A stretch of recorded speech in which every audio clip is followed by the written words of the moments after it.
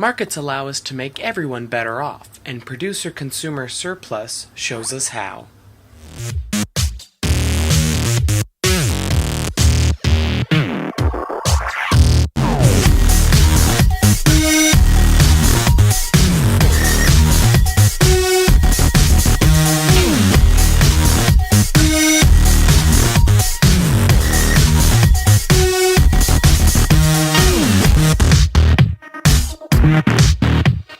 As we saw in the last video, at any price there will be some consumers and some producers who will benefit. The total benefit, or the sum of the consumer and producer surplus, is called the total surplus. Now, as both groups are better off, the idea of a market is that it is consistent with the concepts of gains from trade, which is something that we talked a lot about in macro, something that you're going to want to go refresh on because I know you don't remember it, and the AP test is coming up. Feels like it's a long way away. You're like, Duncan, it's in May. Yeah, it's almost February, so time flies. Get on that. Anyways, a market is considered efficient when it cannot be bettered without making things worse off for somebody else. And in fact, equilibrium is actually the gold standard for this. And the concept is that once a market is in equilibrium, there's no way to make the market more efficient. So why would people change things in the market? Well, there are going to be three main changes to the market that you might see on the AP test, which we're going to go over right now. Everyone, we have a special treat. My sister Libby is joining us in the basement for indoor economics. Yeah, because it's colder than Antarctica and you don't drive on the Antarctica. Correct. This is why I usually film in the car, so I'm not interrupted. Libby. Now, as I was saying, the three things that you're going to see on the AP test were that how the market has changed is going to be a allocation of consumption, a change in allocation of consumption among consumers, a change in allocation of sales among sellers, and a change in the quantities traded.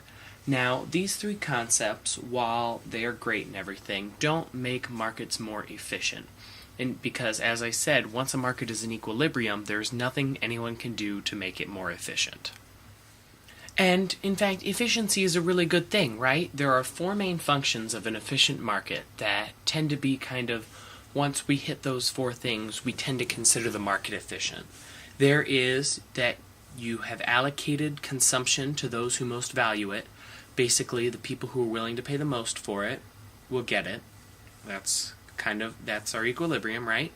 It allocates sales to those who most value the sale, which is kind of a fancy way of saying who value the right to sell, or basically those who will sell it for the least amount of money.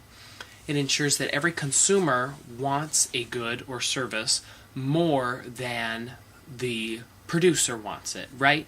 Because that makes sense. If the consumer wants it more than the producer, which is why the producer is giving it to the consumer and the consumer is paying for it, it's, again, gains from trade and kind of general bartering. It takes us all the way back to the bartering system that we used, which really was an economy in its own form, but I digress.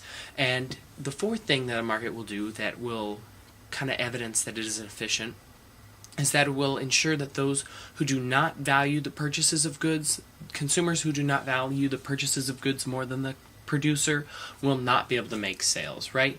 Because if the producer thinks that, oh, my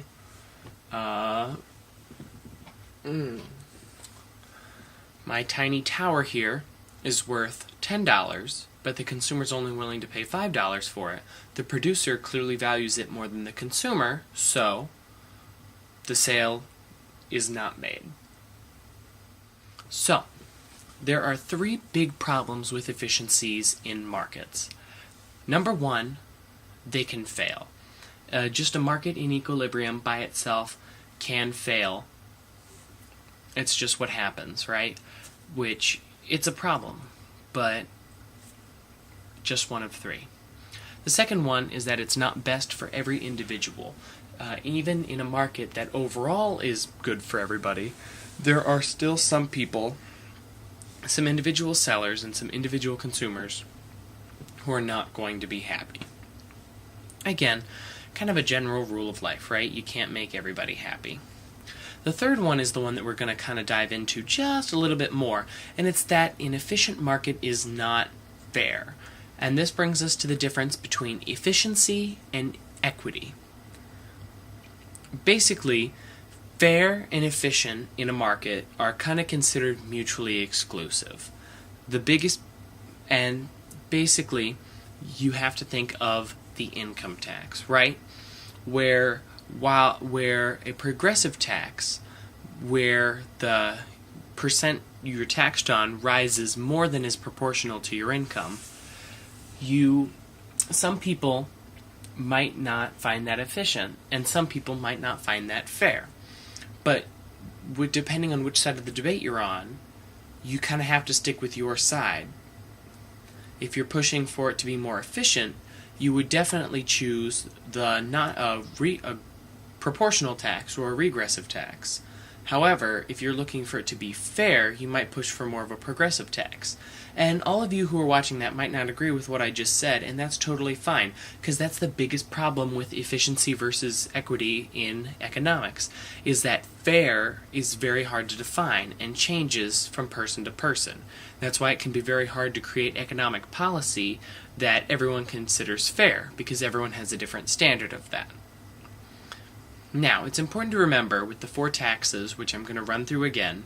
It was a horrible segue, but that's totally fine, because the next video is going to delve even more deeply into taxes.